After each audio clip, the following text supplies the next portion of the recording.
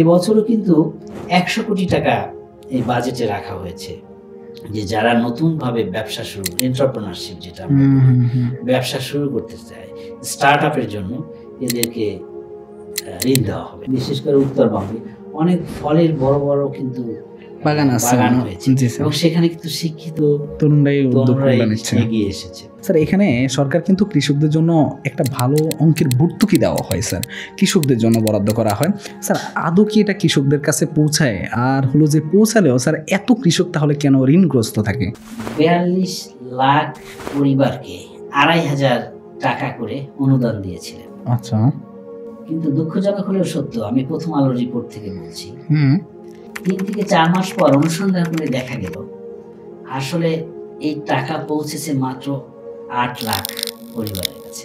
আমরা যদি দেখি যে বাজারে কৃষি পণ্যের দাম আমরা অনেক দামে কিনে খাচ্ছি, কিন্তু কৃষক সেই পর্যায়ে দাম পাচ্ছে না, সেই দাম পাচ্ছে না। এবছর বাজেটে 122 কোটি টাকা শুধু ঋণের সুদ পরিশোধ করতে হবে, অর্থাৎ টোটাল বাজেটের 15% এবং টোটাল আমার যে রাজস্ব ইনকাম আছে দেশের তার 22%।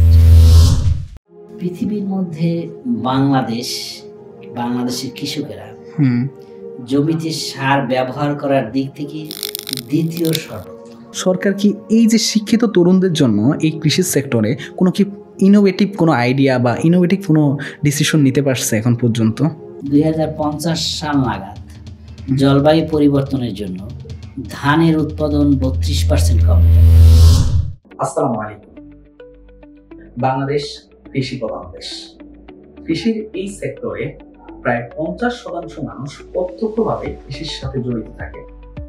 অথচ এই সেক্টরে কৃষির জন্য যেই পরিমাণ বাজেট বরাদ্দ হয় সেটা পর্যাপ্ত কিনা আমাদের কৃষকদের জন্য, এই সকল বিষয় নিয়ে বিস্তারিত আলোচনা করতে আমাদের স্টুডিওতে আমন্ত্রণ জানিয়েছি বাংলাদেশ কৃষি বিশ্ববিদ্যালয়ের কৃষি অর্থনীতি ও সমাজবিজ্ঞান অনুষদের অধ্যাপক ডক্টর আখতারুজ্জামান খান স্যারকে।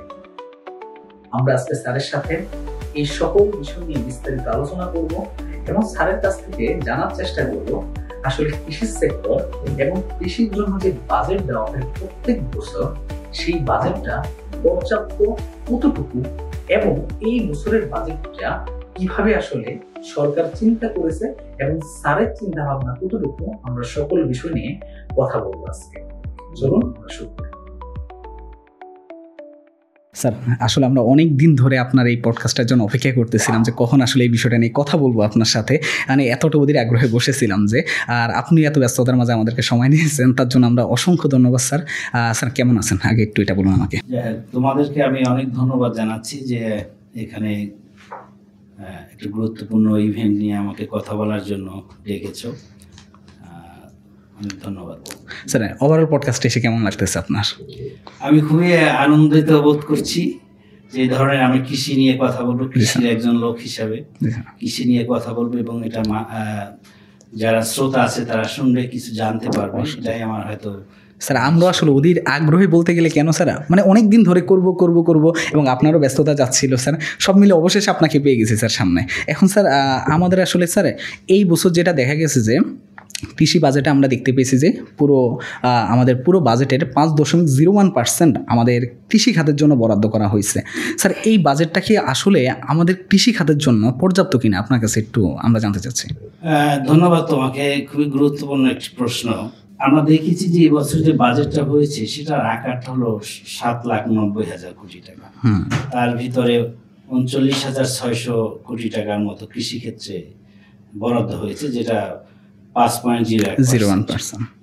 আসলে বরাদ্দ যখন করা হয় কোনো কিছুই পর্যাপ্ত পরিমাণ থাকে না। বাংলাদেশ একটা লিস্ট ডেভেলপ কান্ট্রি, যখন আমাদের লিমিটেড সম্পদের ভিতরেই আমাকে সমস্ত সেক্টরগুলো বাজেটটা বরাদ্দ দিতে হয়, সেই হিসাবে আমরা কৃষি সেক্টর 5% পেয়েছে। কিন্তু কৃষির যে এখন ঝুঁকিগুলো আছে, আমাদের কৃষকের যে অবস্থা, সেই অনুসারে এই বাজেট আসলে পর্যাপ্ত নয় স্যার।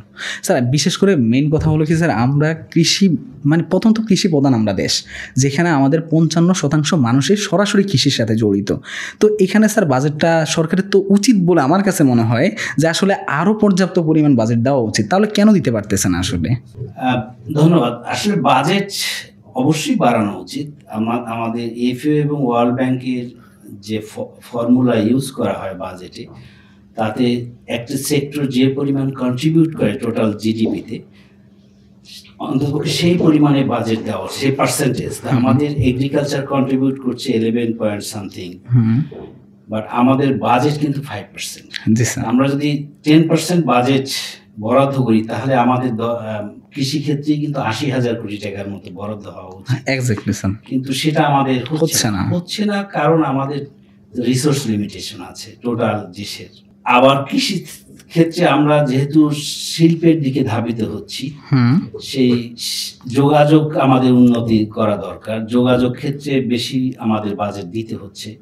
অতএব একটা বাজেটের বড় অংশই আমাদের শিল্প এবং যোগাযোগ খাতে চলে যাচ্ছে, যার ফলে কৃষিক্ষেত্রে আমি এটা অবহেলা বলবো না, টোটাল বাজেট বাড়ছে, কিন্তু অ্যাজ এ পার্সেন্টেজ হিসেবে এটা কমে যাচ্ছে। ওই যে আপনি এতক্ষণ আমাদের সাথে বলতেছিলেন যে আসলে যে আমাদের যে পরিমাণ মানুষের কন্ট্রিবিউশন থাকে সেই অনুযায়ী বাজেটটা দেওয়া হওয়া উচিত আসলে, কিন্তু সেটা আসলে হচ্ছে না স্যার। স্যার অনেকের মনে প্রশ্ন থাকবে আসলে বাজেট জিনিসটা কি আসলে, আর এটা কিসের উপর মানে এই বাজেটটা দাঁড় করানো হয় স্যার, একটু আমাদেরকে যদি বলেন।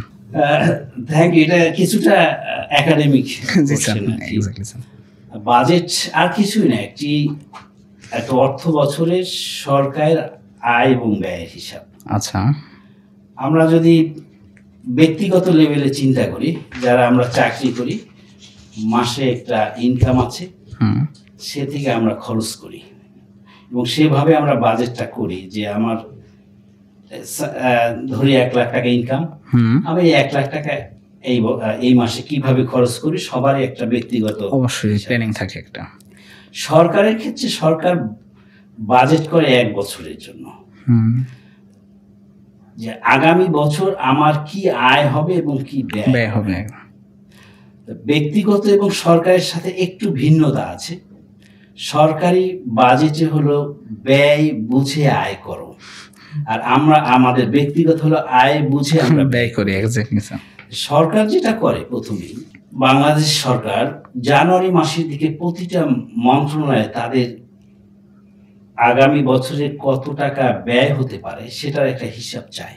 আচ্ছা, মার্চ মাসের দিকে এগুলো কম্পাইল করে প্রতিটা মন্ত্রণালয়ের সাথে তারা ডিসকাস করে এবং ওটাই জুন মাসে সংসদে এটা উপস্থাপন করা হয় যে আমার এই পরিমাণে ব্যয় হবে, এই ব্যয়ের আসপেক্টে আমি এই খাত থেকে এত টাকা আমি আয় করব।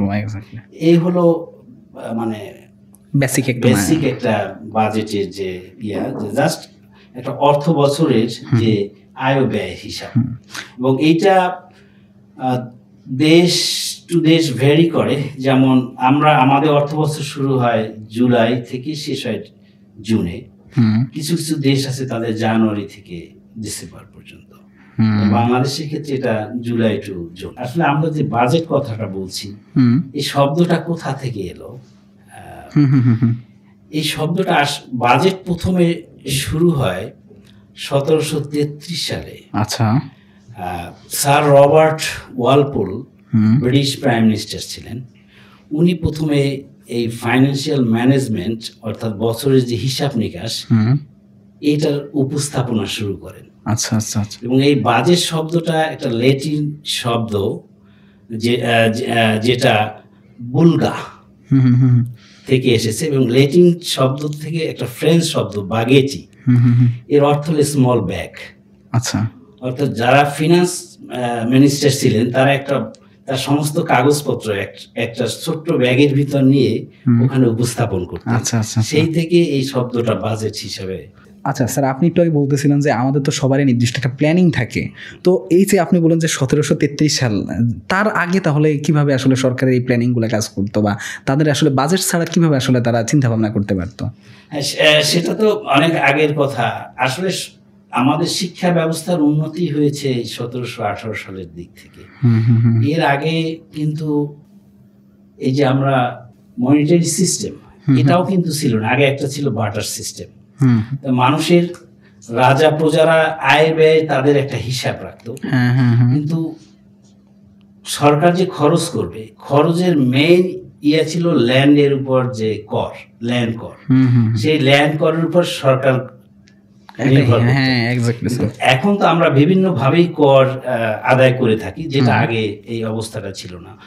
বাজেটের আগে যে ব্যবস্থাটা ছিল সেটা হলো সরকারি অফিসাররা তাদের ব্যয় এবং আয় কোন কোন খাতে হবে সেটা লিখে রাখতো। কিন্তু এরপরে যে ব্রিটিশ প্রাইম মিনিস্টার 1733 সালে প্রথম এটা একটা ইনস্টিটিউশনাল পর্যায়ে যে সংসদে উপস্থাপন করলো যে আগামী অর্থ বছরে আয় ব্যয় এভাবে উপস্থাপন করা যায়। স্যার আমরা আবার আলোচনায় ফিরে আসি স্যার আমাদের বাজেটে। স্যার যেটা বলা ছিল যে আমরা এই বছর দেখলাম যে 5.01% আমাদের জন্য বরাদ্দ করা হয়েছিল।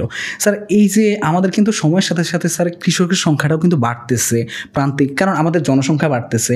স্যার এই যে কৃষকের উপর এই বাজেটটা আপনার কাছে কি মনে হয়, কৃষক আসলে কতটুকু উপকৃত হচ্ছে আমাদের এই বাজেটের উপরে? Thank you. আসলে বাজেট, কৃষি ক্ষেত্রে বাজেট বলতে কৃষকের জন্যই বাজেট বাংলাদেশে। এখন বাজেটে কিন্তু দুইটা, আমরা যে বলছি সরকার খরচ করছে 39,600 কোটি টাকা, এটার দুইটা ভাগ আছে। একটা হলো রাজস্ব খরচ, আর একটা হলো উন্নয়ন খরচ। বাজেটে দুইটা ভাগ খরচ করার ক্ষেত্রে। রাজস্ব খরচ আমরা যে বিভিন্ন আমাদের মন্ত্রণালয় আছে, আমাদের স্টাফ আছে, তাদের স্যালারি দেই, এটা ফিক্সড, অবশ্যই এটা রাজস্ব খরচ।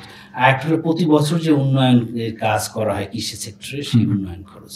এর মধ্যে একটা বড় অংশ আছে আবার সাবসিডি দেওয়া হয় কৃষককে। বাংলাদেশের আপনি জানেন যে 60% উপরে কৃষক প্রান্তিক কৃষক, যা আমরা বলি ছোট কৃষক। ছোট কৃষকের জন্য বাজেট কিভাবে যায়? আসলে সব কৃষকেরাই কিন্তু জমি চাষ করে, সেখানে সার ইউজ করে, সেখানে ডিজেল দেয়। সাবসিডির একটা বড় অংশই কিন্তু কৃষকের কাছে যায় এভাবে সার এবং ডিজেল হিসাবে, যেটা এই বছর বাজেটে প্রায় 17,000 কোটি টাকা কৃষকদের জন্য বরাদ্দ সাবসিডি হিসাবে বরাদ্দ রাখা হয়েছে।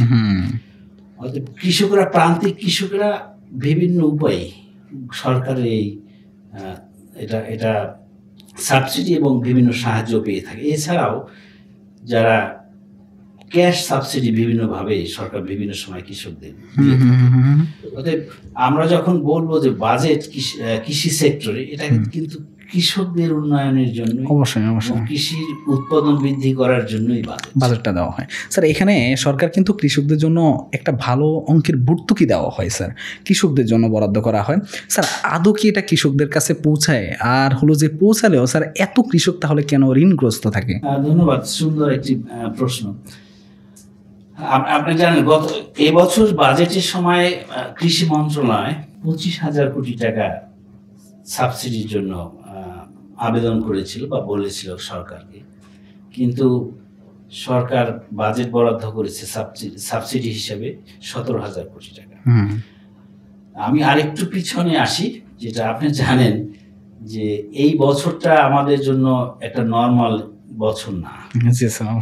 গত 5ই আগস্টের পরে এই সরকার, অন্তর্বর্তী সরকার ক্ষমতা নেওয়ার পরে গত বছরের যে বাজেট সেটা ইমপ্লিমেন্ট করা এবং এবছর বাজেট আবার তৈরি করা, সমস্ত ক্ষেত্রে নতুন স্টাফ, অবশ্যই এটা একটা বিশাল কর্মযজ্ঞ ব্যাপার ছিল সরকারের জন্য। তো সেই ক্ষেত্রে গত বছর কিন্তু বাজেট ছিল 23-24 সালে, 24-25 অর্থ বছরে 7,97,000 কোটি টাকা। এটা এবার 7,000 কোটি টাকা কমিয়ে 7,90,000 কোটি টাকা হয়েছে।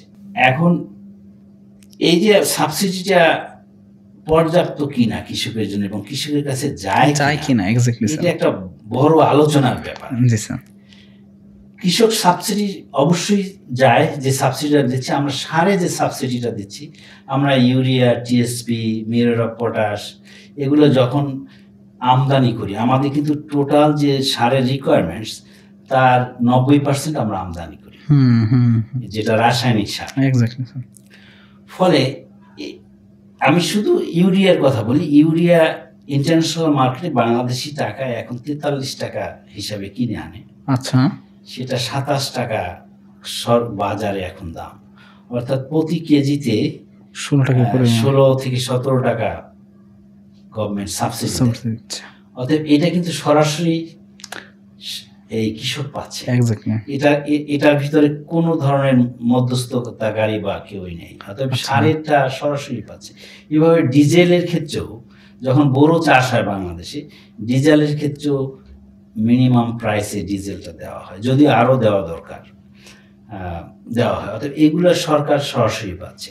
কিন্তু আর কিছু সাবসিডি আছে যেগুলো কিছু স্থানীয় সরকারের মাধ্যমে দেওয়া হয়, তখনই একটু বিপত্তি ঘটে। যখন এই মধ্যস্বত্বভোগী আসে তখন এটা প্রপার ডিস্ট্রিবিউশন হয় না, বীজ দেওয়া হয় কম দামে, বিভিন্ন রকমের হাইব্রিড বীজ দেওয়া হয়। এটা দেখা যায় যে প্রকৃত কৃষক না পেয়ে হয়তো যারা স্থানীয় প্রশাসনে আছে তাদের বিভিন্ন মিসম্যানেজমেন্ট হয়ে থাকে, যেটা আমরা পত্রপত্রিকায় দেখে থাকি। এখানেই এটা যে কমানো সম্ভব না তা নয়, এটা কমানোর একমাত্র উপায় হলো আমাদের কিন্তু ডিজিটাল সিস্টেমে যেতে হবে। আমরা যখনই এই ম্যানুয়াল সিস্টেমে যাই তখন এই প্রবলেমটা ক্রিয়েট হয়। আমরা যদি প্রতি কৃষককে একটি কার্ডের ব্যবস্থা করি, কৃষক কার্ড, এবং সেই অনুসারে এখন বাংলাদেশের সমস্ত কৃষকরাই কিন্তু স্মার্টফোন ইউজ করে, ম্যাক্সিমাম কৃষক। অতএব আমরা যেটাই দেই না কেন মেসেজ পাঠানো সম্ভব, আমাদের মেসেজ পাঠিয়ে তাদেরকে সঠিক সময়ে সঠিক ব্যবস্থা করা সম্ভব। অতএব আমাদেরকে এই ডিজিটাল সিস্টেমে যেভাবেই হোক যেতে হবে কৃষক পর্যায়ে, তাহলেই কিন্তু আমাদের এখানে যে গ্যাপটা আছে গ্যাপটা দূর হবে। স্যার, আপনি এতক্ষণ বলতেছিলেন যে আসলে কৃষকদের জন্য সরকার যথাসম্ভব চেষ্টা করতেছে। স্যার, এরপরও তাহলে কৃষক কেন এত ঋণগ্রস্ত হয়? আসলে ঋণগ্রস্তের ব্যাপারটা একটু ভিন্ন ব্যাপার, এবং এখানে বেশ কিছু পয়েন্ট আছে যে কৃষক কেন ঋণ নেয়। আসলে আমাদের দেশের কৃষকদের মূলধন কম। মূলধন বলতে আমরা যখন কৃষি নিয়ে কথা বলি আমরা কিন্তু শুধু ক্রপ নিয়ে কথা বলি না, ফসল যেটা। কৃষির 4টা উপখাত আছে, ক্রপ, ফিশারিজ, লাইভস্টক, ফরেস্ট। এখন 4টা উপখাতের আমরা ম্যাক্সিমাম 80% বাজেটই কিন্তু ক্রপ সেক্টরে যায়। এবং আমাদের যে জমির যে অবস্থা, যে আমাদের নেচার, তাতে আমাদের ধান প্রোডাকশন বেশি হয়, মানে ধান নির্ভর একটি আমাদের কৃষি। এই ধান নির্ভর কৃষি আপনি যদি 30 বছর আগেও দেখেন, যেহেতু জনসংখ্যা অনেক বেশি, সবার ভাগে ছোট ছোট একটু জমি আমরা পেয়েছি, ফলে ফার্মের সাইজ অনেক ছোট। এখন যখনই ফার্মের সাইজ ছোট হয় তখন কিন্তু কমার্শিয়ালি করা অনেক কিছু সম্ভব হয় না, শুধু নিজের খাবারের জন্য। কিন্তু গত 30 বছরে এই অবস্থাটা কিন্তু পরিবর্তন হয়েছে। আমরা এখন সেই সাবসিস্টেন্স ইকোনমি থেকে আমরা কমার্শিয়াল ইকোনমি আসছি। এখন আপনি যে ঋণের কথা বলেন, এই ছোট ফার্মাররা তাদের যেহেতু ক্যাপিটাল নাই, ফলে তারা ঋণ নেয়। ঋণ নেওয়ার বহু ধরনের আমাদের আছে, সোর্স আছে। বাংলাদেশের সবচেয়ে বড় সোর্স আমি যদি প্রাতিষ্ঠানিক বলি, বাংলাদেশ কৃষি ব্যাংক। আর বাংলাদেশের মানুষের আরও যে বিভিন্ন সোর্স, তার ভিতর এনজিওগুলো এখন কাজ করছে, যেটা স্বাধীনতার পর থেকেই 76-77 সালের পর থেকেই আমাদের গ্রামীণ ব্যাংক, ব্র্যাক, এরা সারা বাংলাদেশে কাজ করছে, এদের কাছ থেকে ঋণ নিচ্ছে। এখন ঋণগ্রস্ত হচ্ছে এই কথাটার যে অর্থ, এর অর্থ হলো ঋণ নিয়ে ফেরত না দাও। ঋণ নিয়ে যদি আমি ফেরত না দিতে পারি, সেটা কেন? সেই কারণটা হলো কৃষি পণ্যের দাম। আমরা কৃষি পণ্যের দামটা আসলে কতটুকু বাড়াতে পেরেছি, বা মানে কৃষক পর্যায়ে। হ্যাঁ এক্স্যাক্টলি। আমরা যদি দেখি যে বাজারে কৃষি পণ্যের দাম আমরা অনেক দামে কিনে খাচ্ছি, কিন্তু কৃষক সেই পর্যাপ্ত দাম পাচ্ছে না, সেই দাম পাচ্ছে না। তাহলে এখানে আমাদের কাজ করছে কি, আমাদের মার্কেট দক্ষতার সাথে কাজ করছে না, অনেক মধ্যস্বত্বভোগী আছে। এখানে একটা হাত দেওয়ার ব্যাপার। আর আমরা এই প্রশ্ন যেটা বললেন ঋণগ্রস্ত হচ্ছে, ঋণগ্রস্ত হওয়ার, যখন আমার ধানের চাষ করি, ধানের যে উপাদান খরচ এবং ধানের যে দাম বাজারে, বেশিরভাগ কৃষকই এখন ধানের লাভবান হচ্ছে না। ফলে যদি কেউ ঋণ নিয়ে করে, ঋণটা সে ফেরত দিতে পারবে না। কিন্তু অপরপক্ষে আপনি যদি মাছের কথা বলি, যে ফিশারিজ, কারণ আমরা শুধু ফসল নিয়ে কথা বলছি, মাছের কথা বলি, সেক্ষেত্রে দেখবেন বাংলাদেশে কিন্তু গত 30 বছরে যে উপখাতটার সবচেয়ে বেশি উন্নতি হয়েছে সেটা হলো মৎস্য সেক্টর। এবং এটার জিডিপিতে কন্ট্রিবিউশন, সরি, এটা হলো গ্রোথ রেট এখন 6.8%, এবং এটার জিডিপি প্রায় 98,000 কোটি টাকা। এখন এইখানে মাছ চাষ যে ব্যাপারটা, এখানে কিন্তু বড় একটা ক্যাপিটালের দরকার মাছ চাষের ক্ষেত্রে। এবং এখানে এই যে আমাদের কৃষি বিশ্ববিদ্যালয় বলে কৃষি ডিপ্লোমা বলেন, অথবা বিভিন্ন এলাকার যুবক যারা আছে, শিক্ষিত যুবক, তারা কিন্তু এই দিকটা এগিয়ে আসছে। ফলে শিক্ষিত মানুষের দ্বারা যখন কোনো কিছু প্রোডাকশন হয়, সেটা কিন্তু মানে সঠিকভাবে এটা চলে। এই ক্ষেত্রেও কিন্তু ঋণ নিচ্ছে তারা, বিভিন্ন প্রাতিষ্ঠানিক ঋণ নিচ্ছে, কিন্তু সেই ঋণটা কিন্তু তারা পরিশোধ করছে আবার, তাদের রিটার্নটা ওইভাবে আসছে। কিন্তু ফসলের যে সেক্টর, এটা যেহেতু উপাদান খরচও বেশি, কিন্তু মার্কেট প্রাইসটা আবার তত না। ফলে এই কৃষকরা, ছোট ছোট কৃষকরা ঋণ পরিশোধ করতে মানে পারছে না অনেক ক্ষেত্রে। স্যার এখানে অনেকগুলো পয়েন্ট, আসলে ভালো ভালো পয়েন্ট চলে আসছে। স্যার এখানে আপনি প্রথম যে পয়েন্টটা আসলে বলতেছিলেন যে এখানে মাঝখানে অনেক বড় একটা জিনিস কাজ করে, যার কারণে আমাদের কৃষকের কাছে পর্যাপ্ত দাম পৌঁছায় না। এখানে কি সরকার কি কোনো পদক্ষেপ নিতে পারে না নাকি? হ্যাঁ, ধন্যবাদ। আসলে অবশ্যই সরকার তো পদক্ষেপ নিতে পারে না, সরকার সবকিছুই জানে। তবে আমাদের পলিটিক্যাল একটা ব্যাপার আছে, সামাজিক একটা ব্যাপার আছে, এবং অর্থনৈতিক ব্যাপার। এই তিনটার কিন্তু ব্যালেন্স করাটা আমার সমন্বয় হতে হবে। কোন সরকারই বলবে না যে আমি করছি না, সবাই কাজ করছে। কিন্তু যে ঘটনাটা ঘটে, আমি শুধু একটা উদাহরণ দিই। যখন করোনা হলো, আপনার মনে আছে হয়তো, তখনকার মানে 2020 সালে প্রধানমন্ত্রী 42 লাখ পরিবারকে 2,500 টাকা করে অনুদান দিয়েছিলেন। আচ্ছা। কিন্তু দুঃখজনক হলেও সত্য, আমি প্রথম আলোর রিপোর্ট থেকে বলছি, 3 থেকে 4 মাস পর অনুসন্ধান করে দেখা গেল আসলে এই টাকা পৌঁছেছে মাত্র 8 লাখ পরিবারের কাছে। 34 লাখ পরিবারের টাকা নাই। হ্যাঁ, 34 লাখ পরিবারের টাকা নাই। এখন সরকার থেকে মাননীয় প্রধানমন্ত্রী কিন্তু ওই সময় তাদের হিসাবে 42 লাখ পরিবার কিন্তু। তাহলে ঘটনা কোথায় ঘটলো?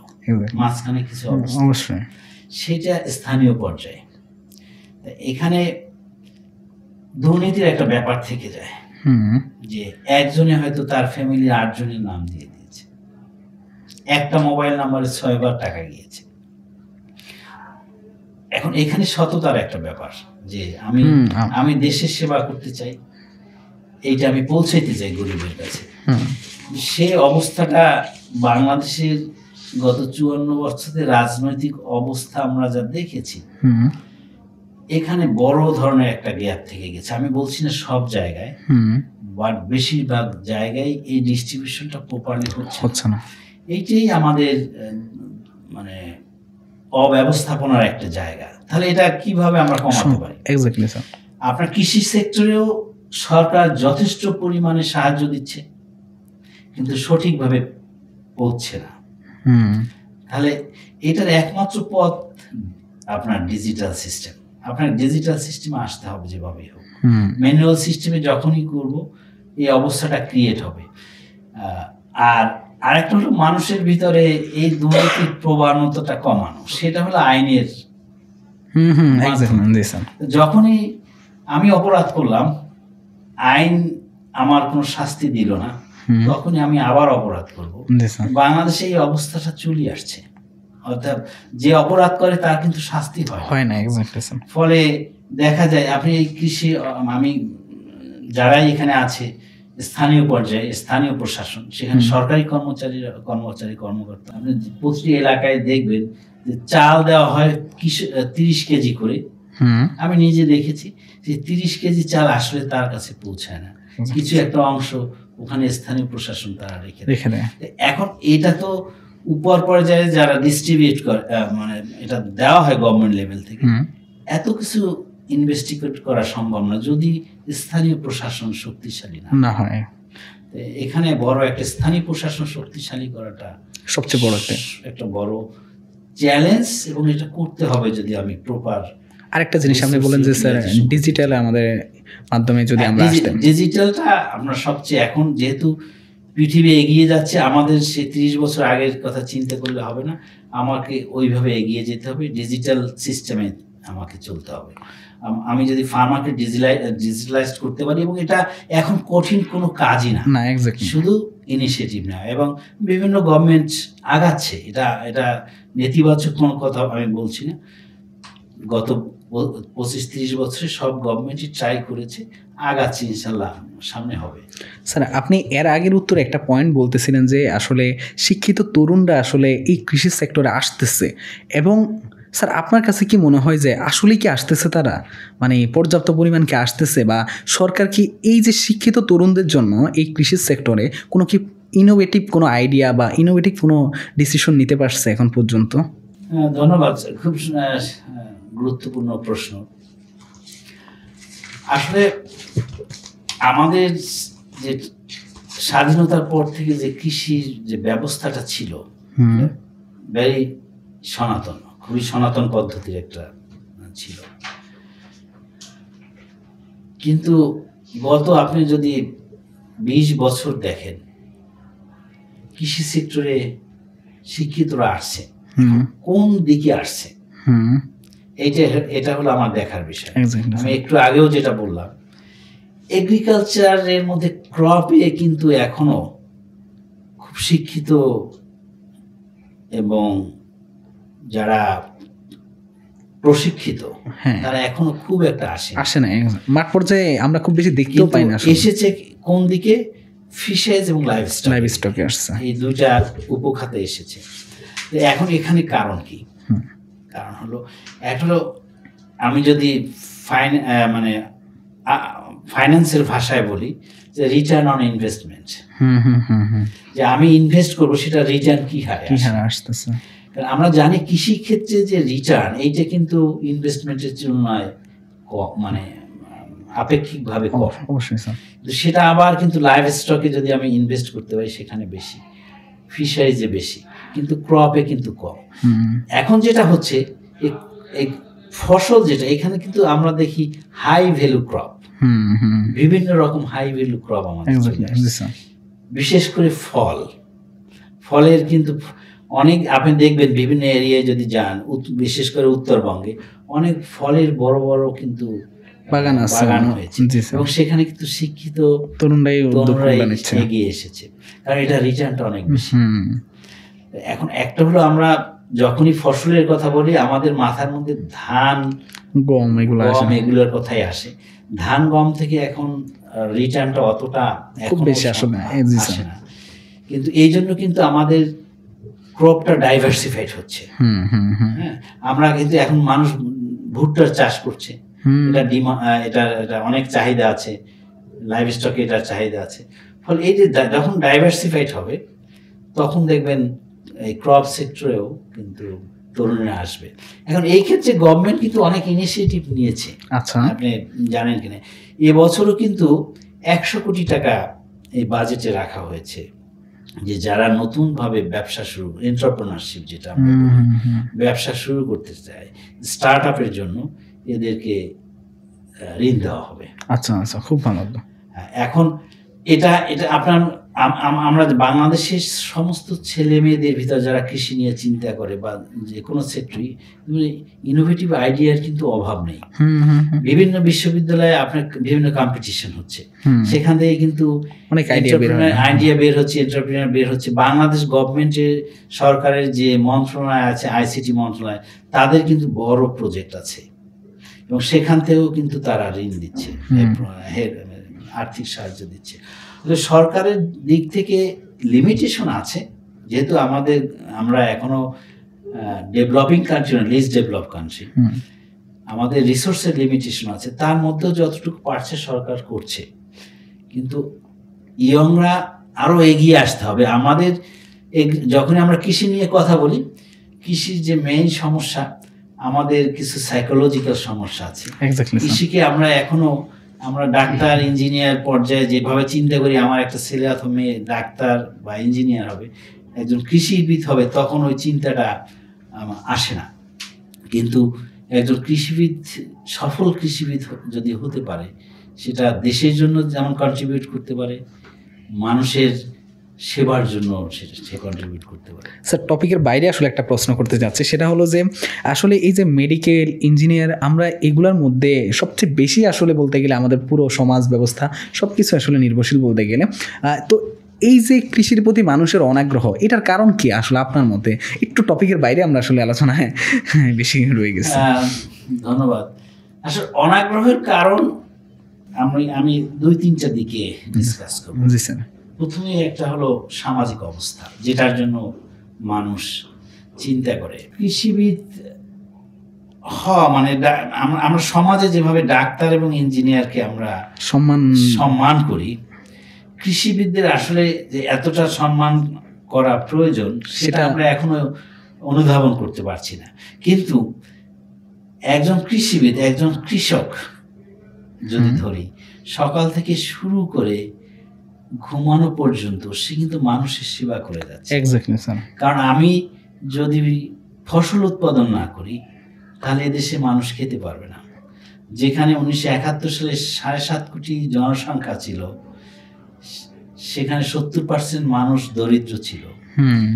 আজকে 17 কোটি জনগণ, কিন্তু আমরা এখন বলছি আমাদের খাবার সারপ্লাস আছে। এটি কিন্তু এই কৃষি বিশ্ববিদ্যালয়গুলো, কৃষি গবেষণা প্রতিষ্ঠান, তাদের অবদান, এই গ্রাজুয়েট এবং কৃষকদেরই অবদান। তারা কিন্তু এই সেবাটা করে যাচ্ছে এখনো। তবে এটা একদিনে হবে না, আস্তে আস্তে হবে। মানুষ আস্তে আস্তে কৃষিতে আসবে যখন আমরা এই কৃষিটাকে আধুনিক কৃষি করতে পারবো। সনাতন কৃষি নিয়ে চিন্তা করলে আর আমাদের হবে না, আমাদের মডার্ন এগ্রিকালচার নিয়ে চিন্তা করতে হবে। আমাদের এখন ড্রোন প্রযুক্তি এসেছে, যখন এইটা কিন্তু একজন অশিক্ষিত কৃষক এটা পারবে না। অতএব আমি যদি খরচ কমাতে চাই কৃষির ক্ষেত্রে, তাহলে আমাকে কি করতে হবে? আমাকে মেকানাইজেশনে যেতে হবে। এগ্রিকালচার যে মেকানাইজেশন যেতে পারলেই আমি কিন্তু কস্ট অনেকটাই কমাতে পারবো, যেটা বিভিন্ন গবেষণায় দেখা গিয়েছে। আমি প্রোডাকশনটা বাড়াইতে পারবো যদি আমি সঠিক পরিমাণে উপাদান দিতে পারি। তাহলে কিন্তু একদিকে প্রোডাকশন বাড়বে, কস্ট কমবে, প্রফিট মার্জিনটা আমার বেড়ে যাবে। তো আমার এই দিকটা যখনই আসবে, বাংলাদেশের ভালো যারা কৃষিকে ভালোবাসে, কৃষি নিয়ে চিন্তা করে, তারা এই সেক্টরে আসবে, কিন্তু একটু সময়ের ব্যাপার। মানে বলতে পারি যে স্যার, আমরা আমাদের কৃষি সেক্টরটা মানুষের লাইফে পরোক্ষভাবে আসলে অবদান রেখে যাচ্ছে। প্রত্যক্ষভাবে যতদিন না রাখতে পারতেছে, ততদিন কি আমরা আসলে এভাবে পিছিয়ে থাকবো কিনা, বিষয়টা এরকমই তো দাঁড়াচ্ছে স্যার। যেমন মেডিকেল সেক্টর, ইঞ্জিনিয়ার সেক্টর, একদম আমাদের প্রত্যক্ষভাবে মেডিকেল তো সেক্টর আমরা দেখতে পাই যে আসলে একদম প্রত্যক্ষভাবে আমাদের লাইফের সাথে কানেক্টেড থাকে। কৃষিতে আসলে যেটা দাঁড়ায় কি স্যার, আপনার হলো যে আমার খাবার তো আসতেছে, সেটা অনেক পিছনের বিষয়টা থেকে যায়, কিন্তু একদম সরাসরি আসলে আমাদের সাথে মনে হয় কানেক্ট না থাকার কারণে আসলে এই জিনিসটা ব্যাপারটা কিন্তু আমি একটু অন্যভাবে বলতে চাচ্ছি। কৃষিবিদরা এবং কৃষকেরাই মানুষকে প্রত্যক্ষভাবে সাহায্য করছে বা খাওয়াচ্ছে। আচ্ছা, আমি সকাল থেকে উঠে রাত্র পর্যন্ত খাওয়া দাওয়া করি, সমস্ত অবদান কৃষকের, কিন্তু এটা আমরা ইভ্যালুয়েট করি। এক্স্যাক্টলি স্যার, এটা আমরা কিন্তু আমি এটা তুলনা করা কতটা যুক্তিযুক্ত আমি জানি না। আমি ডাক্তারের কাছে যখন যাই অবশ্যই তারা সেবা করে যাচ্ছে, কিন্তু আমরা একটা বিপদে পড়ে যাই, হ্যাঁ, যখন আমি অসুস্থ হয়ে যাই। কিন্তু কৃষকেরা সকালবেলা যখন আমার পেটে খাবার থাকবে না, তখন হয়তো কৃষক আমাকে এসে খাবারটা দিচ্ছে না, কিন্তু সে তো টোটাল দেশের খাবারটা সে সংগ্রহ করে দিচ্ছে, উৎপাদন করে দিচ্ছে। অর্থাৎ কৃষকরাই কিন্তু প্রত্যক্ষভাবে মানুষকে হেল্প করতেছে, কিন্তু আমরা সরাসরি এটা দেখতে পাচ্ছি না। অবশ্যই ব্যাপারটা জি স্যার। স্যার আশা করি যে এই জায়গাটায় আমরা খুব দ্রুত আসলে এগিয়ে যাবো, এটা আমরা বিশ্বাস করি। স্যার এইখানে আপনি একটু আগে বলতেছিলেন যে আসলে প্রযুক্তিগত দিক থেকে আমরা অনেকটা পিছিয়ে আসছি। স্যার এইখানে কি সরকার কোনো ইনিশিয়েটিভ নিচ্ছে না আসলে এই নতুন নতুন উদ্ভাবনগুলো আনার জন্য বা প্রযুক্তির দিকটাকে আমাদের উন্নতি করার জন্য? আসলে সরকার, আমরা শুধুই যখন কথা বলি সরকারের কথা বলি, কিন্তু আমাকে চিন্তা করতে হবে, আমরা যেহেতু লিস্ট ডেভেলপ কান্ট্রি, আমাদের রিসোর্স অনেক লিমিটেশন আছে, সব কিছু সরকারের উপর আমরা ছেড়ে দিতে পারি না। আমার 7,000 কোটি টাকার প্রজেক্ট বাস্তবায়ন হচ্ছে, সেখানে দেখা যায় যে যারা এটা বাস্তবায়ন করছে সেই অফিসারদের জন্যই, তাদের অফিস ডেকোরেট করার জন্য, তাদের গাড়ির জন্যই একটা বিশাল অঙ্কর টাকা চলে যাচ্ছে অবশ্যই। অতএব গরিব একটা দেশের জন্য আমি অনেক অফিসারের জন্য 1.5-2 কোটি টাকা দিয়ে গাড়ি কিনবো, এইটা কোনোভাবেই কাম্য নয় গরিব দেশ। এই টাকাটা ইমপ্লিমেন্টেশনের জন্য আমাকে যেটা ফিল্ড পর্যায়ে রাখা দরকার। কিন্তু সরকারের বিভিন্ন প্রজেক্টের মাধ্যমে এই মেকানাইজেশন হচ্ছে। সবচেয়ে বেশি যেটা দরকার সেটা হলো বেসরকারি বিনিয়োগ আসা, যেটা আপনি দেখছেন বেসরকারিভাবে বিভিন্ন অর্গানাইজেশন কিন্তু কৃষির জন্য কাজ করছে। যেমন আমি লাল তীরের কথা ধরি, সিনজেন্টার কথা ধরি, লাল তীর, এসিআই মোটরস আছে, তারা মেকানাইজেশন কাজ করছে এবং তাদের বড় একটা কন্ট্রিবিউশন এই মেকানাইজেশনে। অতএব এই যে বেসরকারি বিনিয়োগকারী যারা আছে তাদেরকে অবশ্যই এগিয়ে আসতে হবে দেশে, এবং আস্তে আস্তে বিনিয়োগের পরিমাণটা বাড়াতে হবে। এবং এটা আপনি জানেন যে সরকারের একটা প্রজেক্ট আছে 3,000 কোটি টাকা গত বছর যে ছিল, শুধু মেকানাইজেশনের সাবসিডি দেওয়ার জন্য।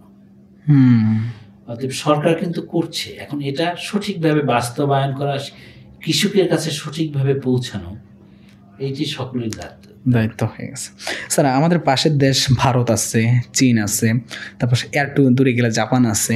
স্যার ওরা কৃষি সেক্টর আসলে অনেক দ্রুত এগিয়ে যাচ্ছে, অনেক দ্রুত বলতে গেলে অনেক দ্রুত, এবং তাদের বাজেটের দিকটাও দেখলে দেখা যায় যে অনেক বড় একটা বাজেট তাদের কৃষি খাতের জন্য বরাদ্দ রাখে।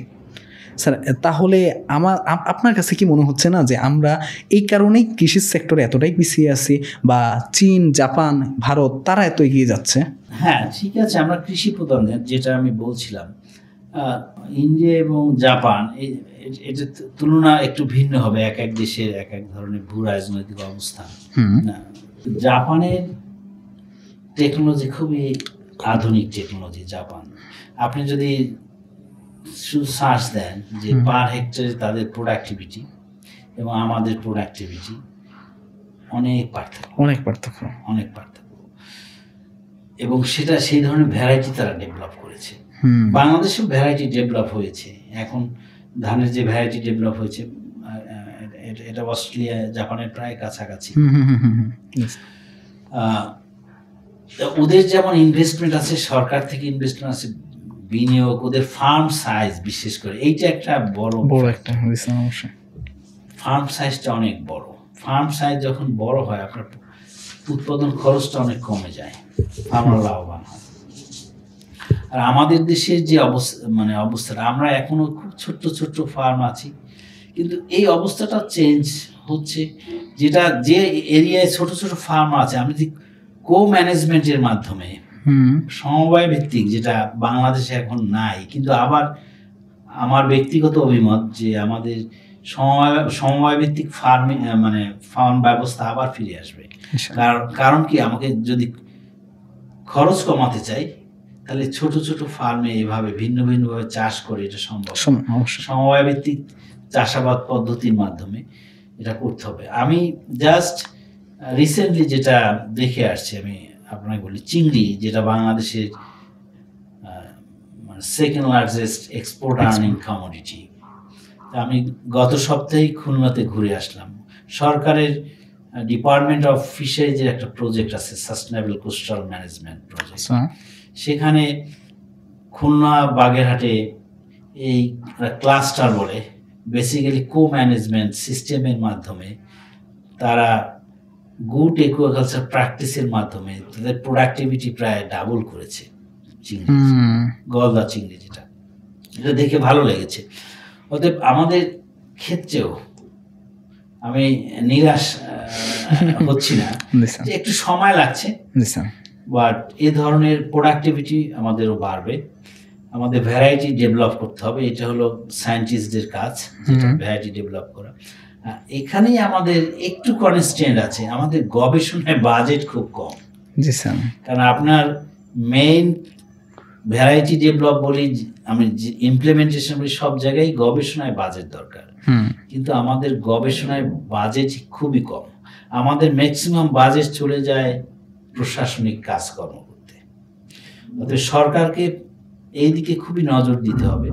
আমরা যারা মানে একটু ভালো মানের গবেষণা করতে চাই, সরকারের যে লিমিটেড বাজেট, এইটি দিয়ে ভালো গবেষণা হয়, ফলে ইউএসএইড, ইউকেএইড অথবা ডেনিডা আছে, এই সমস্ত ইয়া থেকে ফান্ড নিয়ে এসে অনেকেই গবেষণা করে থাকে।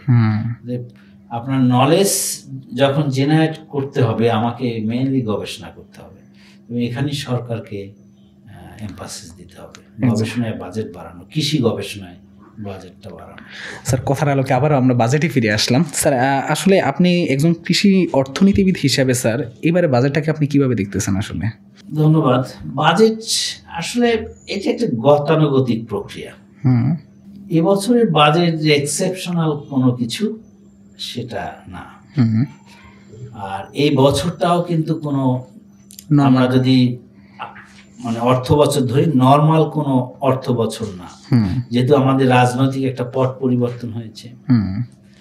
যারা অন্তর্বর্তীকালীন সরকারে এসেছেন তারা সঠিকভাবে দেশ পরিচালনা করতে বিভিন্ন কারণেই বাধাগ্রস্ত হচ্ছেন।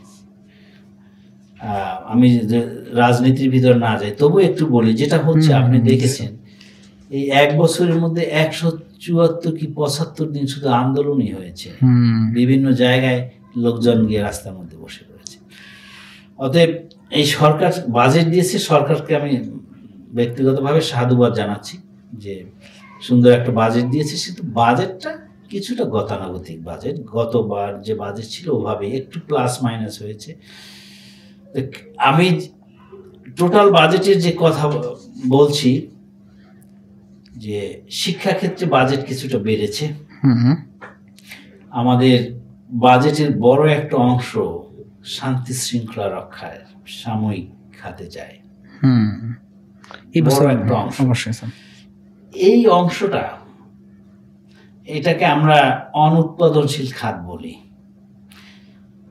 বাংলাদেশের মতো দেশে, গরিব দেশে সামরিক বাজেট এত রাখা যাবে না।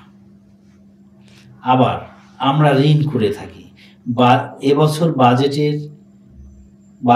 122 কোটি টাকা শুধু ঋণের সুদ পরিশোধ করতে হবে, অর্থাৎ টোটাল বাজেটের 15%, এবং টোটাল আমার যে রাজস্ব ইনকাম আছে দেশের তার 22%।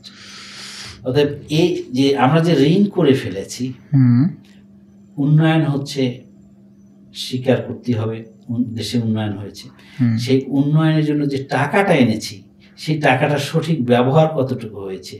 অনেক প্রকল্পে আপনারা দেখেছেন বিভিন্ন জায়গায় যে 1000 কোটি টাকার প্রকল্প 5000 কোটি টাকা বাজেট।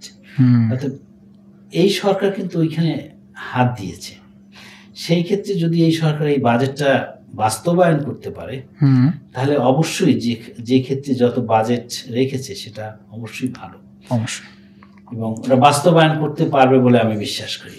আবার কৃষি ক্ষেত্রে যদি আমি বলি, কৃষি ক্ষেত্রে গত বছর বাজেট ছিল 38,000 কোটি টাকার মতো, এবার 39,600 কোটি টাকা, মানে 1300 কোটি টাকার মতো বাজেট কিন্তু বেড়েছে গত বছরের চেয়ে। যেহেতু টোটাল বাজেট কমেছে কিন্তু কৃষিক্ষেত্রে বাজেট কিছুটা বেড়েছে, সেদিক থেকে আমি আশাবাদী যে বাজেট সন্তোষজনক। কিন্তু কিছু কিছু দিকে আরেকটু নজর দেওয়া দরকার ছিল, যেমন আমরা জলবায়ু ব্যবস্থাপনা বলি। আপনি দেখতে পাচ্ছেন প্রতি বছরই আমাদের দেশের বাঁধ ভেঙে যায়, বাঁধ ভেঙে ফসল, মাঠের পর মাঠ ফসল ক্ষতিগ্রস্ত হচ্ছে। বাঁধ ভেঙে যাওয়ার কারণ কি? ন্যাচারাল ডিজাস্টার আসবে, কিন্তু আমার বাঁধটা ওই মানসম্মত হতে হবে। বারবার বাঁধ তো ভেঙে যাওয়ার কথা না। অতএব ওখানে এমন ভাবে কাজ হচ্ছে যেটা মানে গুণগত কোনো কাজ হচ্ছে না। মানে অ্যাট দ্য এন্ডে কিন্তু আমি একই সব প্রশ্ন একই জায়গায় আসছি, আমাকে দুর্নীতি মোকাবেলা করতে হবে সব ক্ষেত্রে, টাকার সঠিক ব্যবহারটা আমাকে করতে হবে। বাজেট যেটা আছে এটা যথেষ্ট, বাট 1 বছরের মধ্যে এই বাজেটটা যদি আমি ব্যবহার করতে পারি সঠিকভাবে, তাহলে এটা সুফল পাওয়া যাবে। খুব ভালো স্যার। এখানে একটা পয়েন্ট আসলো যে আসলে জলবায়ু পরিবর্তন, দুর্যোগ মোকাবেলায় স্যার এই পুরো জায়গাটায় সরকার আসলে কতটুকু আসলে বাজেট রাখতেছে বা আসলে পর্যাপ্ত বাজেট রাখতেছে কিনা স্যার? ধন্যবাদ। আসলে জলবায়ু মোকাবেলার যে বাজেট বিভিন্ন মন্ত্রণালয়ের মাধ্যমে বন্টন হয়। আমি একটু পরিসংখ্যান বলি। আমাদের আইপিসিসি হিসাব অনুসারে 2050 সাল নাগাদ জলবায়ু পরিবর্তনের জন্য ধানের উৎপাদন 32% কমে যাবে এবং গমের উৎপাদন 8% কমে যাবে, এবং লবণাক্ততা আমাদের জানেন কোস্টাল এরিয়াতে লবণাক্ততা বাড়ছে, এবং আগামী 36 বছরে 27% লবণাক্ততা, জমিতে লবণাক্ততা বেড়ে যাবে। তো সেই ক্ষেত্রে এখানে জমির যে উৎপাদন ক্ষমতা সেটা অনেক কমে যাবে। আবার আরেকটা দিক হচ্ছে চরম আবহাওয়া, যেটা আমরা খরা বলি। জলবায়ু পরিবর্তনের ফলে কিন্তু খরাও বাড়ছে, ফলে যে এরিয়ায় এখন ধান উৎপাদন হচ্ছে সেখানে ধানের প্রোডাকশন অবভিয়াসলি কমে যাবে। এই ক্ষেত্রে এটা তো জলবায়ু পরিবর্তন কথাটা একটা দীর্ঘমেয়াদী পরিকল্পনার ব্যাপার। একদিনে কোনো সমস্যার সমাধান হবে না। সমাধান যেটা আমাদেরকে কিছু মেজার নিতে হবে, যে প্রতি বছর যে জলবায়ু পরিবর্তনের ফলে আমরা যে ডিজাস্টারের সম্মুখীন হচ্ছি সেটা থেকে কিভাবে মোকাবেলা করা যায়। অর্থাৎ আমি বাঁধের কথা বললাম, বাচ্চা সঠিকভাবে এই বাচ্চা দিতে হবে যেন আমার ফসলের মধ্যে পানি না ঢুকে ক্ষতি না হয়। আমার স্যালাইনিটি কিভাবে কমানো যায়। আপনি অলরেডি জানেন যে আমাদের কিছু ভ্যারাইটি ডেভেলপ হয়েছে, যে লবণাক্ত সহিষ্ণু ভ্যারাইটি, স্যালাইন টলারেন্ট ভ্যারাইটি। এটা হলো বিজ্ঞানীদের কাজ, তারা এটা বের করেছে। লবণ আসতেছে পানিতেও যেন আমরা করতে পারি, সেদিকে কাজ হচ্ছে। এই ক্ষেত্রে সরকারের গবেষণার বাজেট যেমন বাড়াতে হবে, একদিকে হলো মিটিগেশন আর একদিকে হলো অ্যাডাপ্টেশন, যে ক্লাইমেট চেঞ্জের আমরা মিটিগেট করার চেষ্টা করব, আমরা অ্যাডাপ্ট করার চেষ্টা করব। যেটা আমরা স্যালাইন আসছে, আমরা একটা নতুন ভ্যারাইটি ডেভেলপ অ্যাডাপ্ট করছি, তার সাথে সাথে আমরা মিটিগেশন স্ট্র্যাটেজি আমাদের নিতে হবে। এটি নিয়ম, মানে আমার অনুসারে আমাদের টোটাল বাজেটে 3% থাকা উচিত, কিন্তু আমাদের আছে 0.3%। আচ্ছা, অনেক বড় গ্যাপ। এই ক্ষেত্রে অবশ্যই সরকার এটা নিয়ে কিন্তু খুবই আন্তরিক, যে এটা কিভাবে মোকাবেলা করা যায়। কারণ সবচেয়ে বেশি ক্ষতিগ্রস্ত হচ্ছে আমাদের সেই কৃষকেরা। কৃষকেরা যখনই ক্ষতিগ্রস্ত হচ্ছে তখনই আমাদের প্রোডাকশন কমে যাচ্ছে। প্রোডাকশন কমে যাওয়ার ফলে কিন্তু আমাদের ইম্পোর্ট, আমদানি বাড়াতে হবে। সরকারের ব্যয়ের উপরেও একটা চাপ পড়ে। অতএব আমাদের এখানে দীর্ঘমেয়াদী পরিকল্পনার সাথে সাথে স্বল্প মেয়াদে যেটা ঝুঁকি কমানো সেটা অবশ্যই করতে হবে। আর ফার্মারকে বাঁচানোর জন্য আমাদের আরেকটা ইম্পর্টেন্ট জিনিস যেটা বাংলাদেশে এখনো খুব একটা শুরু হয়নি, সেটা হলো ক্রপ ইন্স্যুরেন্স, যেটা ইন্স্যুরেন্স সিস্টেম, সেটা ফিশারিজের ক্ষেত্রে, লাইভ স্টকের ক্ষেত্রে এবং ক্রপের ক্ষেত্রে 3 জায়গাতেই আমাদের যে ক্রপ ইন্স্যুরেন্স এইটা সিস্টেম আস্তে আস্তে চালু হবে। কারণ বাংলাদেশের গরিব যে কৃষকেরা এখনও কিন্তু ওই ইন্স্যুরেন্স দিতে খুব একটা অভ্যস্ত হবে না, বাট বিভিন্ন ইন্স্যুরেন্সের বিভিন্ন প্রোডাক্ট তৈরি করে যে তারা যখনই সমস্যার সম্মুখীন হবে তখন তাদের গভর্নমেন্টের কাছ থেকে অথবা বিভিন্ন কোম্পানি আছে, ইন্স্যুরেন্স কোম্পানি, যে এই যে ক্ষতিটা পুষিয়ে দিতে পারে সেই ব্যবস্থাটা করতে হবে। এটা উন্নত সব দেশেই কিন্তু ক্রপ ইন্স্যুরেন্স আছে। আমাদের গভর্নমেন্টও চাচ্ছে। আমি দিনাজপুরের দিকে গিয়েছিলাম, ওখানে এনজিও দেখলাম যে লাইভ স্টক ইন্স্যুরেন্স শুরু করেছে। লাইভ স্টকে যখনই প্রতি মাসে একটা সার্টেন প্রিমিয়াম দিচ্ছে, যখন এটা কোনো ক্ষতিগ্রস্ত হয়, রোগ বালাই হয়, তখন কিন্তু সেই ইন্স্যুরেন্স পাচ্ছে এটা। অতএব কৃষককে ঝুঁকি থেকে বাঁচানোর জন্য আমাদের ইন্স্যুরেন্স সিস্টেম লং টার্ম এটা চালু করতে হবে। স্যার লাইভ স্টকে কি সরকার কোনো ভর্তুকি দেয় না? লাইভ স্টক সেক্টর গিয়ে যদি আমরা বলতে চাই, বাংলাদেশের প্রোটিনের একটা গুরুত্বপূর্ণ অংশ কিন্তু আমাদের লাইভ স্টক, বিশেষ করে মাংস, দুধ, ডিম। এবং আপনি যদি দেখেন যে আপনি মনে করেন বাংলাদেশে ব্রয়লার নাই, আচ্ছা, তাহলে আমরা যারা মাংস থেকে প্রোটিন নিচ্ছি, কতজন মানুষের খাসির মাংস এবং গরুর মাংস কিনে খাওয়ার ক্ষমতা আছে? তো ব্রয়লারটা কিন্তু বাংলাদেশের গরিব মানুষের, মধ্যবিত্ত যারা আছে তাদের প্রোটিনের বড় একটা সোর্স। এখন এই ক্ষেত্রে গভর্নমেন্ট যে সাবসিডি দেয় সরাসরি সেটা আমি বলবো না, বাট সরকারের কিছু নীতিমালা আছে। নীতিমালার মধ্যে এই ব্যবসা যারা করতে চায়, এই ব্যবসার জন্য স্বল্প সুদে ঋণ দেওয়া হয়। স্বল্প সুদে, অনেক ক্ষেত্রে 4%, 6% এই সুদে ঋণ দেওয়া হয়। তো এখান থেকে একটা বড় বেনিফিট তারা পেতে পারে।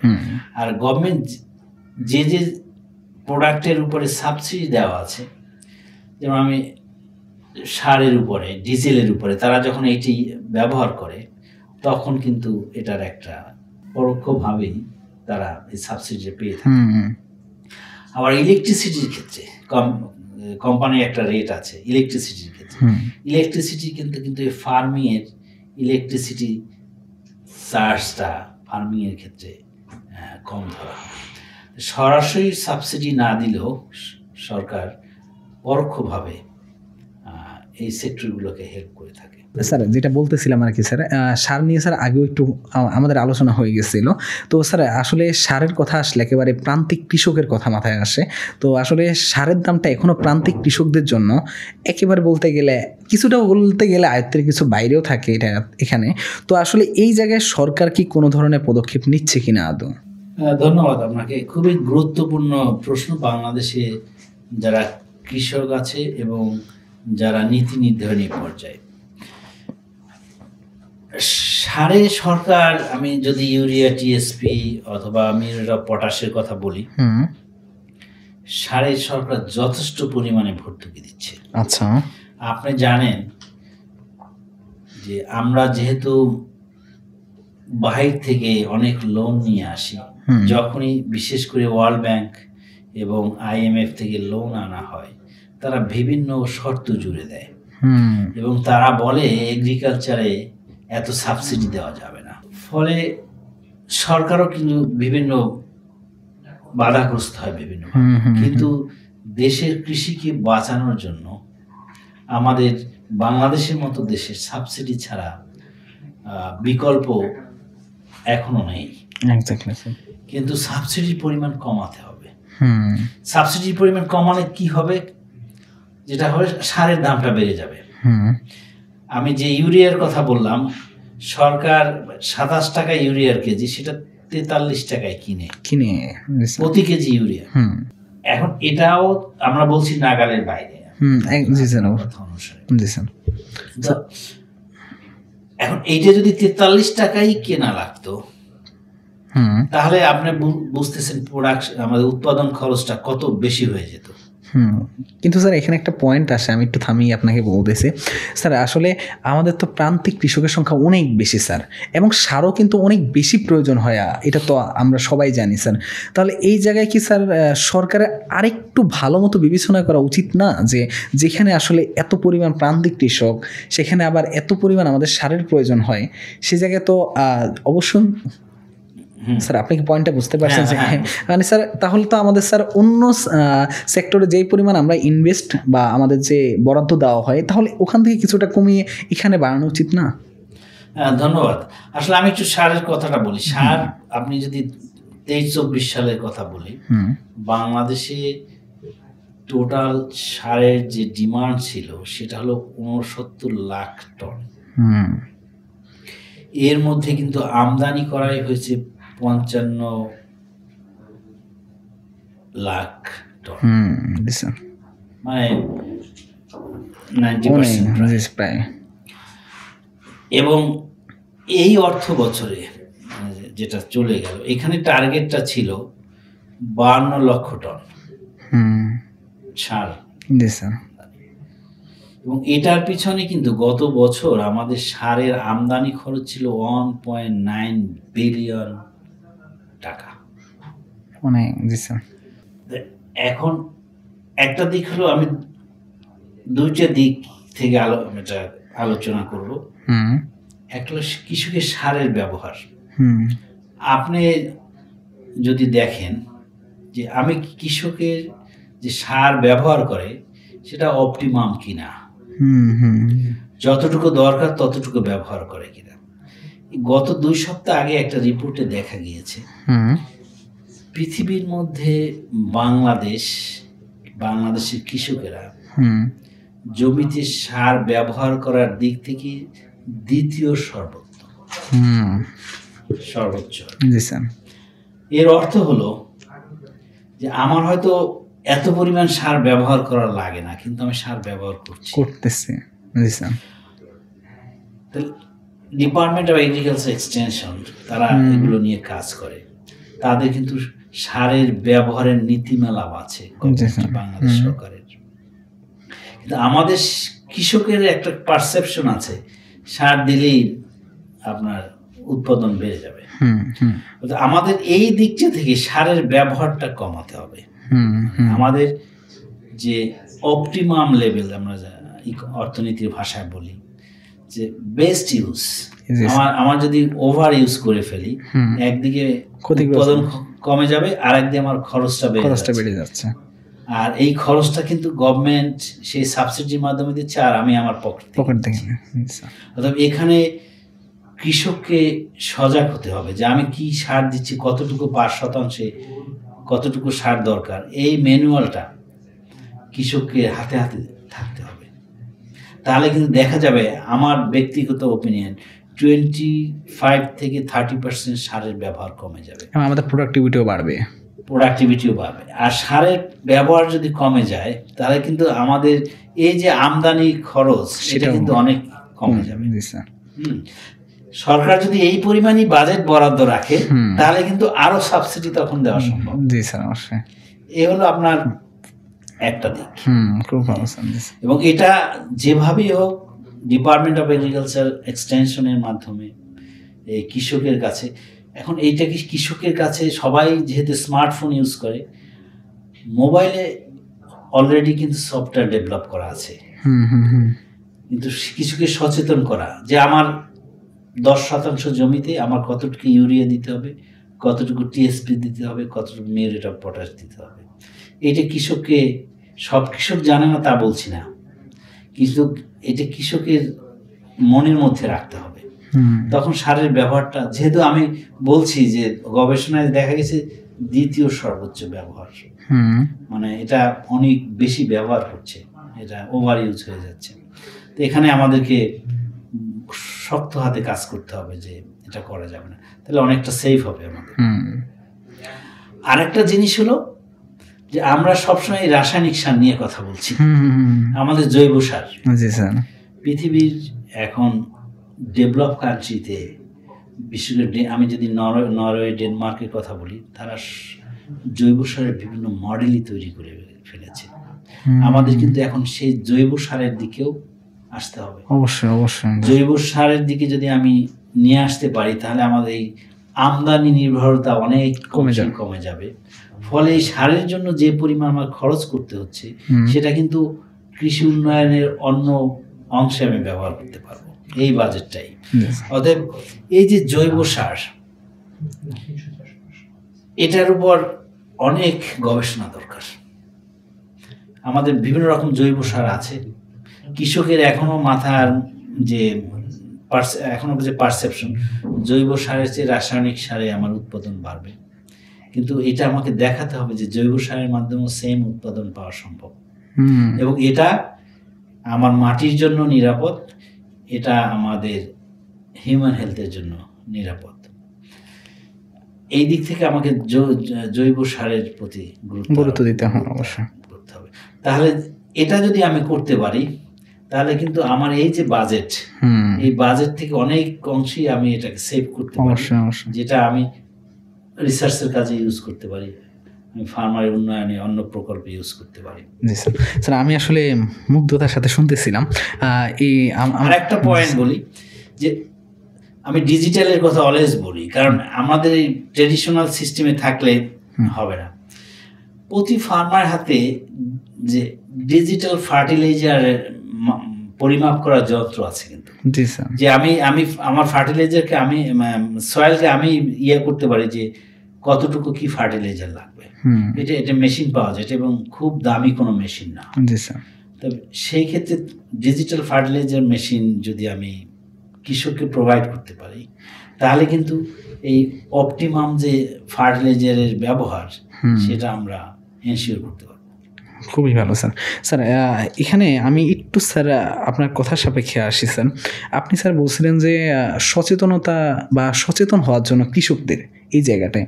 স্যার আবার এখানে একটা পয়েন্ট আসে যে আমাদের এক্সটেনশন অফিসার যারা, বিশেষ করে এগ্রিকালচার এক্সটেনশন থেকে যে জিনিসটা হয়ে থাকে স্যার, এই যে এক্সটেনশন অফিসাররা কি স্যার এই জায়গায় কি কোনো কাজ করতে পারে না আমাদের প্রান্তিক কৃষকদেরকে নিয়ে? তাহলে মানে তাদের কাজগুলোতে স্যার এই জায়গাগুলোতে কাজ করা উচিত। এই যে 2-3 দিন আগে আমি স্যার একটা প্রতিবেদন দেখতেছিলাম, সেখানে স্যার একজন কৃষক তার শুধুমাত্র ভুল কোনো একটা পদক্ষেপের কারণে বা সারের ব্যবহার কোনো ভুল পদক্ষেপের কারণে তার পুরো জমির তার মানে পুরো আউটপুট বলতে গেলে 0 হয়ে গেছে স্যার। তাহলে স্যার এই জায়গায় সে মানে একজন কৃষক হয়তো বা সচেতনতার দিক থেকে কিছুটা কম হলেও এইখান থেকে এক্সটেনশন অফিসারদের কি কোনো দায়িত্ব থাকে না? ধন্যবাদ। আসলে এক্সটেনশন অফিসার যারা আছে, আমি উপজেলা লেভেলের কথা বলি, আপনি জানেন ইভেন ইউনিয়ন লেভেলেও কিন্তু আমাদের জি স্যার এখন 3 জন করে দিচ্ছে কৃষক, মানে এরা ডিপ্লোমাধারী। জি স্যার। জি স্যার। বাস্তবতা হলো আসলে এরা কিন্তু কাজ করছে। আমরা যেভাবেই দেখি না কেন, কৃষির উন্নয়নে ডিপার্টমেন্ট অফ এগ্রিকালচার এক্সটেনশন বিশাল ভূমিকা পালন করছে, এবং কৃষকের কাছে তারাই, ফিল্ড লেভেলে যারা আছে তারাই কিন্তু এদেরকে হেল্প করছে। এখন ওই যে আপনি একটা উদাহরণ দিলে, এভাবে শত শত আছে।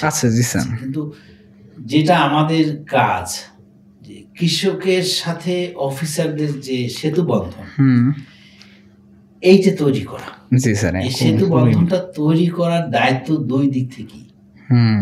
আমাদের দেশের কৃষকেরা, দেখেন সমস্যাটা কোথায় হয়, কৃষক এগ্রিকালচার অফিসার আছে, তার এক্সটেনশন অফিসার আছে, আবার যারা ডিপ্লোমাধারী তারা আছে। একজন গ্রামের নগণ্য কৃষক, সে কিন্তু সাহস পায় না একজন অফিসারের কাছে যেতে। এই জন্য মাঝখানে এই সেতু বন্ধনগুলো কিন্তু তৈরি করা আছে, যারা কৃষকের সাথে মিশে কাজ করবে। তবে এটা স্থান টু স্থান ভেরি করে। তবে কৃষককেও একটু সচেতন হতে হবে এখন। আমার যে সমস্যাটা হয়, আমি আমার যারা অ্যাসিস্ট্যান্ট এগ্রিকালচার অফিসার আছে, তাদেরকে এটা তাড়াতাড়ি জানানো। তারা যে এটা মানে হেল্প করবে না এভাবে কিন্তু দেখা যায়নি। অতএব কৃষককেও সচেতন হয়, আমি এই সমস্যায় পড়েছি, অতএব আমাকে তার কাছে যেতে হবে। আবার যারা এই মাঠ পর্যায়ে আছেন তাদেরকেও কিন্তু কৃষকদের খোঁজ নেওয়া লাগবে, তাদের ফার্মারদের খোঁজ নেওয়া। জি স্যার। এইটা যে আপনি যেটা বলছেন এটা যে নাই, যে ফিল্ড পর্যায়ে অনেক লোক আছে যে তাদের 5 দিন ডিউটি, তারা হয়তো 2 দিন ফিল্ডে যায়, 3 দিন যায় না, এভাবে আছে, নাই যে তাই না। তবে এটার ওই যেটা আমি বললাম, এটার মানে কার্যকারিতাটা বাড়াতে হবে।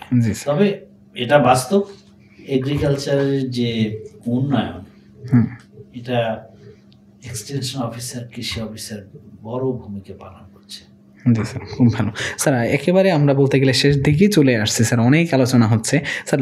একটা খুবই গুরুত্বপূর্ণ একটা প্রশ্ন এখন স্যার, আসলে আপনি যেহেতু স্যার ব্যাংকিং খাত নিয়ে কাজ করা হয় স্যার, এই জায়গাটায় স্যার কৃষির উন্নয়নে ব্যাংক আসলে কতটুকু ভূমিকা পালন করতেছে? আপনি আগেও কিছুটা স্যার। হ্যাঁ, ধন্যবাদ, খুবই গুরুত্বপূর্ণ প্রশ্ন। কৃষি উন্নয়ন বলতে আমরা আসলে কৃষির কথাই যখনই বলি আমরা মাথার মধ্যে ফসলের কথাটা নিয়ে নেই। যে কৃষি যখনই আমি বলবো, আমাদের ক্রপ, ফিশারিজ, লাইভস্টক, ফরেস্ট্রি, আমি 1 by 1 বলছি যে ব্যাংক আসলে খুবই গুরুত্বপূর্ণ ভূমিকা পালন করছে। আমরা ছোট কৃষকদের জন্য যখনই কথা বলি, আপনি জানেন বাংলাদেশ কৃষি ব্যাংক, বাংলাদেশ কৃষি ব্যাংক সেই 1973 সালে শুরু হয়েছে। বর্তমানে তার 1000-এর উপর ব্রাঞ্চ আছে, অর্থাৎ প্রতিটা উপজেলায় কমপক্ষে 2-3টা করে ব্রাঞ্চ পাওয়া যাবে। এবং এর কৃষি ব্যাংকের সমস্ত কার্যক্রমই কৃষকদের ঘিরে। এবং কৃষকের যখনই মূলধনের সমস্যা হয় তখনই কিন্তু ব্যাংকের কাছে তারা যায়। আমার গত বছরও বাংলাদেশ কৃষি ব্যাংক 17,000 কোটি টাকা শুধু লোন দিয়েছে কৃষকদের। এরা বিভিন্ন ভাবে লোন দেয়, এরা স্বল্প মেয়াদি, দীর্ঘমেয়াদী, মধ্যমেয়াদী লোন দেয়। এবং এটা কিন্তু ক্রপের ক্ষেত্রে দেয়, ফিশারিজ ক্ষেত্রে দেয়, লাইভ স্টকের ক্ষেত্রে। এবং এটা ইন্টারেস্ট রেটও কম, নর্মাল যে ইন্টারেস্ট রেট তার চেয়ে কম। এছাড়াও অন্যান্য যে ব্যাংক আছে, আপনার কমার্শিয়াল ব্যাংক, ইভেন প্রাইভেট যে কমার্শিয়াল ব্যাংকগুলো যা আছে, গভর্নমেন্ট ব্যাংক ছাড়াও গভর্নমেন্টের নির্দেশনা আছে কৃষিক্ষেত্রে লোন দেওয়ার। এবং সেটা ইন্টারেস্ট রেট, ফিশারিজ, লাইভ স্টকের ক্ষেত্রে কিন্তু ইন্টারেস্ট রেট কম, নর্মাল ইন্টারেস্ট রেটের চেয়ে। অর্থাৎ এইভাবে ব্যাংকগুলো কিন্তু, আমি যখন লাইভ স্টক এবং ফিশারিজের কথা বলতে যাই তখন কিন্তু মূলধনের পরিমাণটা অনেক বেশি লাগে। একজন কৃষক সে 25-30 লাখ টাকা পর্যন্ত লোন নেয়, আবার সেটা ফেরত দেয়।